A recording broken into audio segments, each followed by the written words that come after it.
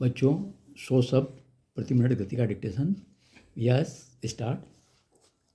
उपाध्यक्ष महोदय, यह जो बिल हमारे सामने है वह जिस रूप में हमारे सामने लाया गया है उससे यह मालूम नहीं होता है कि जो बुराइयां पिछले आम चुनाव में देखी गई है उनका कोई हल निकले और सक्रिय रूप से चुनाव कराने की कोई एक योजना बन सके, ऐसा हमें मालूम नहीं होता। इसलिए कई बुराइयां जो पिछले आम चुनाव में हमारे सामने आई है उनको दूर करने का कोई प्रयत्न नहीं किया गया।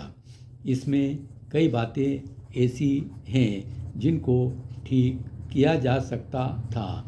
जब इस तरह का बिल हमारे सामने आया है, जब किसी चीज़ को बदला जाना है तो उसके बारे में अच्छी तरह से सोच समझकर सभी आवश्यक परिवर्तन कर लिए जाते, लेकिन ऐसा लगता है कि कुछ जल्दबाजी में एक दो परिवर्तन करने के लिए यह बिल हमारे सामने लाया गया है।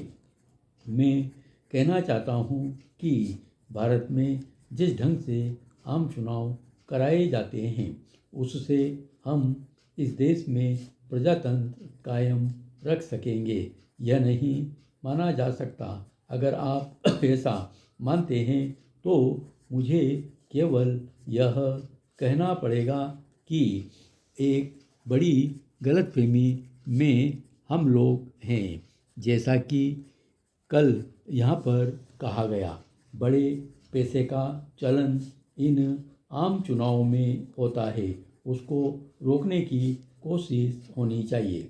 हमने यहाँ पर एक सुझाव दिया था कि आम चुनाव में किसी की ओर से भी 3,000 से अधिक रुपए खर्च न हों, इस तरह का नियम होना चाहिए था और वह इस बिल में लाया जा सकता था, लेकिन ऐसी कोई कोशिश नहीं हुई है।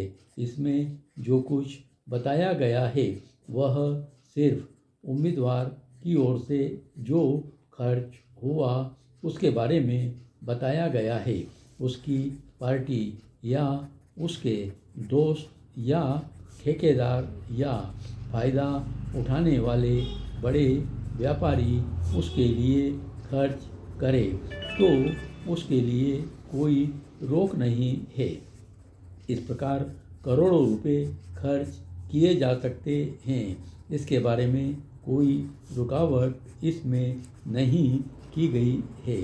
मैं जानना चाहता हूँ कि एक तरफ आप कहते हैं कि स्वतंत्र चुनाव हो और एक सही जनमत का चित्र सामने आए, परंतु जब इस तरह से खर्च होगा और उसके लिए कोई रोक नहीं होगी तो कैसे सही लोकतंत्र और जनमत इस देश में कायम हो सकेगा, यह मेरी समझ में नहीं आता है।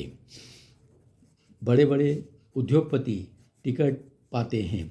यदि बड़े बड़े उद्योगपति और राजा महाराजा जैसे लोग लोकसभा में आकर देश के भविष्य का फैसला करेंगे तो फिर इस देश का अनर्थ ही होने वाला है और कुछ नहीं हो सकता।